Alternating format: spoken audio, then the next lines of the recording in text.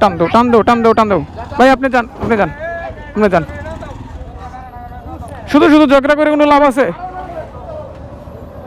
হয় টাকা পয়সা এমন একটা জিনিস যার জন্য মানুষকে পরিবার ছাড়া ঘর ছাড়া এমনকি দেশ ছাড়াও করে দেয় এমন একটা জিনিস টাকা এমন একটা মূল্যবান জিনিস মানে এটা ল্যান্ড করতেছে ওটা আসতেছে ওটা কোথা থেকে আসতেছে নিজেও বলতে পারতেছি না বাট কারো স্বপ্ন আসে আর কারো স্বপ্ন যায় আর কি ওইটা একটা পরিস্থিতি চলে আসলাম আবারও নতুন একটা ভিডিও নিয়ে hey everyone welcome to my YouTube channel SP Sourav and Facebook page আজকের ওয়েদারটা মেঘলা মেঘলা যেদিনই আমি বের হই ওই দিনই ওয়েদারটা মেঘলা থাকে ঘটনা কি আমি বুঝি না কিরে তুই রাস্তার মাঝখানে কী করস সাইডে যা গুড মানে যেদিনই বের হই ওই দিনই ওয়েদারটা মেঘলা থাকে যাই হোক ওইটা বিষয় না সকাল থেকে বৃষ্টি হইতেছে তবে এখন মানে ভাগ্যটা অনেকটাই লাকি যে এখন বৃষ্টি নাই জানি না যে কোনো সময় বৃষ্টি নামতে পারে বাট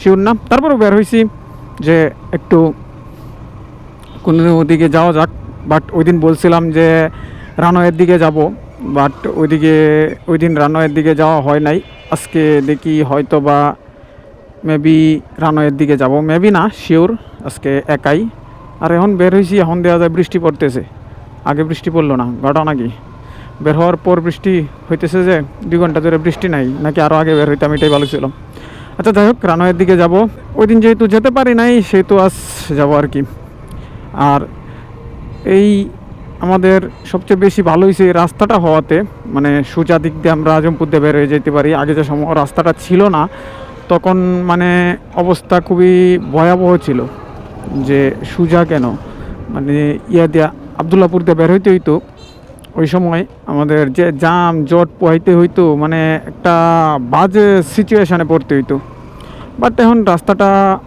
এটা হওয়াতে এটা কাজ প্রায় 3 বছর লাগছে এই রাস্তাটা কমপ্লিট করতে বাট এই রাস্তাটা হওয়াতে এখন সহজে বের হইতে পারি আর তাছাড়া মূলত এদিকে থাকাটাও আমার একটা বেশি একটা ভালো লাগে না কারণ এদিকে কোনো কিছু পাওয়া যায় না মানে মনে করেন কোনো কিছু খাবার দাবার কোনো কিছুই ভালোভাবে ওই প্রপারলি পাওয়া যায় না সেই জন্য এদিকে আমার ভালো লাগে না কিন্তু না পারতে এদিকে থাকতে হয় কারণ যেহেতু অফিস এইখানে সেহেতু এখানে তো থাকতেই হবে কারণ অফিসের কাছে থাকাটাই মূলত বেটার সেই জন্য আর কি এদিকে থাকি আর কোনো কিছুই না আর যদি উত্তরার দিকে যেতে পারতাম বা মিরপুরের দিকে যেতে পারতাম তাহলে থাকতে পারতাম তাহলে আমার জন্য বেটার হইতো তাও জানি না আসি একটু টেনশানে বলতে যে একটু ঝামেলা হইতেছে চাকরি বাকরিটা নিয়ে কারণ ব্যবসা বাণিজ্যের অবস্থা ভালো না সেই জন্য একটু টেনশানে আসি যে কি হয় অফিসের কি হয়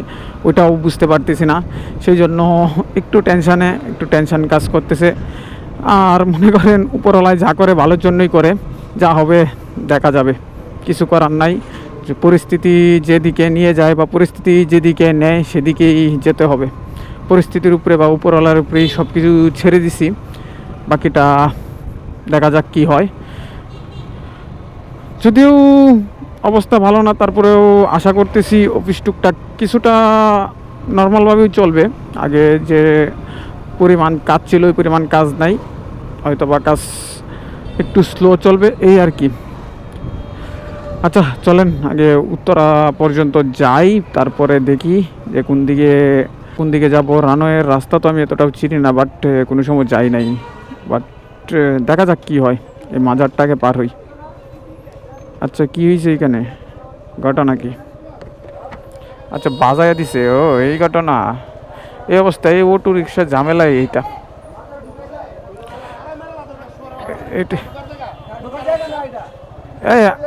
ভাইয়া বাদ দেন দেখছি এই ভাই ভাইয়া বাদ দেন না ওদিকে ভাই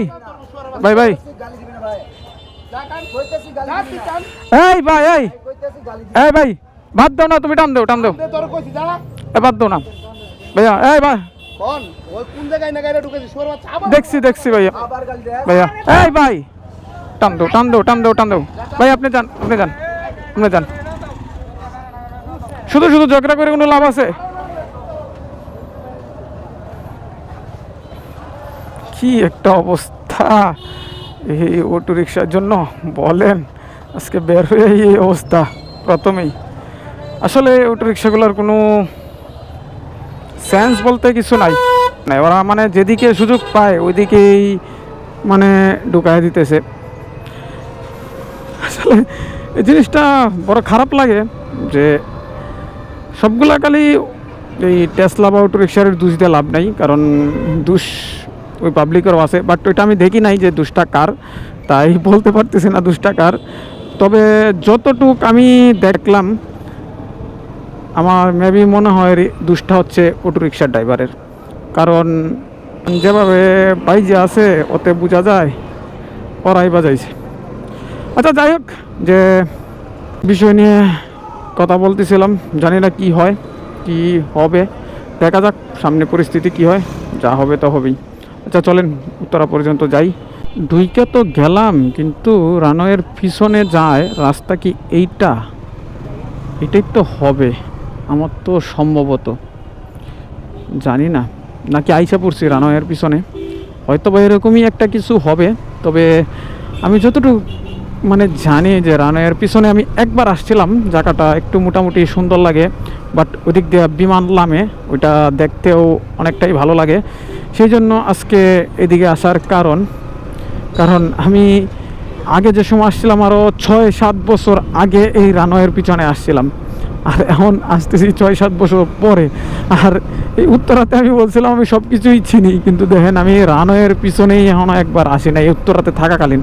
আর রানওয়ের পিছনে আসছিলাম যে একবার, কোন সময় জানেন, যে সময় আমার উত্তরাতে এক মামাতো ভাই চাকরি করতো, তখন আমি রানওয়ের পিছনে এদিকে আসছিলাম। আইসা একটু একটা ফ্রেন্ডের মানে মামাতো ভাইয়ের ফ্রেন্ডের বাসায় থাইকা আবার দেন চলে যাই, এই আর কি রানওয়ের পিছনে আসা। যতটুকু জানি এদিক দিয়া বিকালে অনেক মানুষ ঘুরতে আসে, এখান থেকে বিমান নামে যে এটা দেখা যায়, এটা হচ্ছে এয়ারপোর্ট রানওয়ে, যে অনেকেই দাঁড়ায়া মানে ওইটা দেখার জন্যই আসে আর কি, যে বিমান টিমান দেখার জন্য এদিকে আসে। যদি একটা এখন বিমান নামতো তাহলে আরও ভালো লাগতো, বাট তবে অনেক মানুষ আসে দেখা যায় এখানে যে এইগুলা দেখার জন্য। রয়্যাল এনফিল্ড, ইদানিং রয়্যাল এনফিল্ড শুধু চোখের সামনেই পড়তেছে। রয়্যাল এনফিল্ড চলে আসবে নাকি হাতে, চোখের সামনে জিনিসটা পরে, এই জিনিসটা হয়তো বা চলে আসে হাতে, এই জন্য চোখের সামনে পড়ে। আর এই যে ফাইনালি রানওয়ের পিছনে এইখানে এই এরিয়াটাই সবচেয়ে সুন্দর বেশি। এখান থেকে দাঁড়ায়া মোটামুটি পুরাটা রাস্তায়, পুরাটা এয়ারপোর্টে এখান থেকে বাতিগুলো দেখা যাইতেছে, জিনিসটা তো সুন্দর। সন্ধ্যাবেলা হইলে আরও সুন্দর লাগতো। তবে এয়ারপোর্ট হচ্ছে একটা আবেগের জিনিস। আবেগ বলতে কীরকম আবেগের জিনিস জানেন, এয়ারপোর্টে আসলে মানুষের আবেগ, হাসি খুশি যা আছে সব বের হয়ে যায়।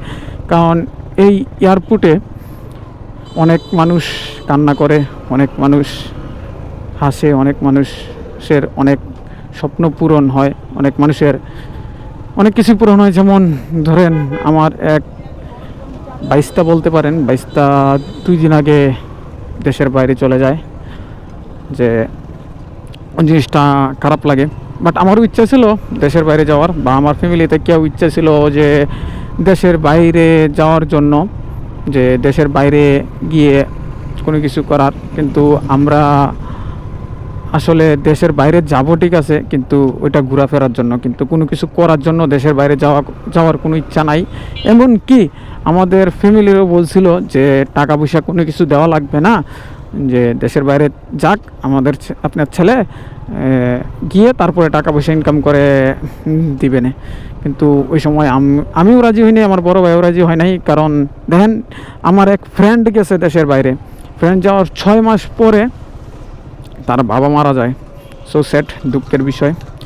তবে কেউ কিছু মনে করেন না, এটা বলতেছি একটা মানে কষ্টে থেকে আর কি, যে দেশের বাইরে যাওয়া কেন ইচ্ছা হয় না।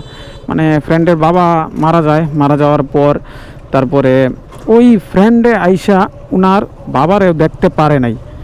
কেন দেখতে পারে? মাত্র 6 মাস হয়েছে, ওনাদের ভিসা আবার মানে আসার জন্য ওইখান থেকে আর দিবে না, মানে যেখানে জব নিছে ওইখান থেকে আসার জন্য দিবে না, এরকম কোনো কিছু এতটা আমি জানিও না, ওই বিদায় আসতে পারি নাই। কিন্তু ওই দেশের বাইরে ওই টাকা পয়সার কি দরকারটা? টাকা পয়সার জন্য জন্মদাতা পিতা মাতাকে ছাইরা যাওয়াইতে হয়, এমন কি ওই টাকা পয়সার জন্য কী হলো, ওই টাকা পয়সার জন্য যে আমার বাবারে আমি দেখতে পারবো না, তাহলে ওই টাকা পয়সার কি দরকার? এই টাকা পয়সা দিয়ে আমি কি করব? এই টাকা পয়সার কোনো মূল্য আছে? ওইটা আর কি, সেই জন্য আর যাওয়ার ইচ্ছা হয় নাই ওই জিনিসটা দেইকা। তারপর থেকে নিয়ত করছি যে যা হবে দেশের ভিতরেই হবে, দেশের বাইরে আর যাব না। যা করব দেশের ভিতরে থেকেই, যদি টাকা পয়সা কিছু ইনকাম করি দেশের ভিতরে থেকেই ইনকাম করব, দেশের বাইরে যাব না। দেশের বাইরে গেলে ঘোরাফেরার জন্য যাব। ওই যে একটা বিমান আসতেছে, ওইটা ল্যান্ড করবে। মূলত এখানে এইগুলা দেখার জন্য অনেক মানুষ ভিড় করে, মানে বিমান ল্যান্ডিং। আর ওই দিক দিয়ে আমাদের জেলামে এদিকে মানে উঠতেছে, আবার ওই যে ল্যান্ড করলো, আর ওই যে একটা বিমান দাঁড়ানো, ওইটা আবার উঠবে, উড়াল দিবে। মানে এখানে প্রচণ্ড মানুষ আসে মানে এইগুলা দেখার জন্য। এটা হচ্ছে রানায়ের পিছন সাইড, এটার জন্যই আর কি ওই দিন আসতে চাইছিলাম, বাট ওই দিন আসতে পারে নাই, আজকে আসলাম। বাট রানায়ের পিছনে এইসব বিমানগুলো দেখলাম, ভালোই লাগলো। অনেক দিন পরে আসলাম। এখান থেকে দাঁড়াই মোটামুটি দেখলাম 3-4টা বিমান নামলো। এখন এখান থেকে চলে যাওয়ার পালা, কারণ আগেও বেশ কয়েকবার ইচ্ছে হয়েছিল যে এদিকে আসি, দেখি একটু রানওয়ের পিছনে যাই, বাট অবশেষে আসলাম। এখানে এয়ারপোর্টে একটা জিনিস হচ্ছে কি জানেন, যে কারো স্বপ্ন বাড়ি যায়, একটা গান আছে না, স্বপ্ন যাবে বাড়ি আমার। মানে যারা ল্যান্ড করতেছে কারো স্বপ্ন বাড়ি আসতেছে, আর যারা চলে যাচ্ছে তাদের স্বপ্ন দেশের বাইরে চলে যাচ্ছে, আবার আসবে অনেক দিন পর। আত্মীয় স্বজন বন্ধুবান্ধব সবাইকে ছেড়ে অনেক দূর দেশে চলে যায় মানুষ। আসলে ওটা অনেক কষ্টের একটা বিষয় যে আত্মীয় স্বজন বন্ধুবান্ধব এত কিছু ছেড়ে চলে যায়। আসলে আমি তো ঢাকায় থাকতে পারি না, আত্মীয় স্বজন ফ্যামিলি সব কিছু রেখে আমায় ঢাকায় থাকতে ভালো লাগে না। আর মানুষ যে কীভাবে আসলে দেশের বাইরে গিয়ে থাকে এতদিন এত বছর, কীভাবে থাকে আমি বুঝি না। আসলে জীবিকার তাগিদে সব কিছুই করতে হয়, সব কিছুই মেনে নিতে হয়। টাকা পয়সা এমন একটা জিনিস যার জন্য মানুষকে পরিবার ছাড়া, ঘর ছাড়া, এমনকি দেশ ছাড়াও করে দেয়। এমন একটা জিনিস টাকা, এমন একটা মূল্যবান জিনিস। যাই হোক, সবশেষে ভালোই লাগলো, এখানে আসলাম, একটুখানি সময় কাটাইলাম, জিনিসটা ভালো লাগলো। বাট এখন এখান থেকে চলে যাওয়ার পালা, এখন এদিক দিয়ে চলে যাব। তবে এখন এদিক থেকে চলে যেতেছি, তবে এদিক থেকে এখন উত্তরাতে যাব। উত্তরাতে গিয়ে একটু ফ্রেন্ড সার্কেলের সাথে সময় কাটাবো, কারণ প্রতি সপ্তাহে একবার বা মাসে একবার হইলেও আমি ফ্রেন্ড সার্কেলের সাথে সময় কাটাই। ওই ওদের সাথে একটু সময় টময় দিব, আড্ডা দিব, দিয়ে তারপরে আর কোনো কাজ নাই, তারপরে আর কি করব, তারপরে চলে যাব বাসার দিকে, এই আর কি। তবে আজকের ভিডিওটা এ পর্যন্তই। যদি ভিডিওতে কোনো কিছু ভালো লাগে প্লিজ একটা লাইক করে দেবেন অ্যান্ড সাবস্ক্রাইব করে দেবেন। দেখা হচ্ছে আবারও নতুন কোনো ভিডিও নিয়ে। সে পর্যন্ত সবাই ভালো থাকবেন, সুস্থ থাকবেন, টাটা।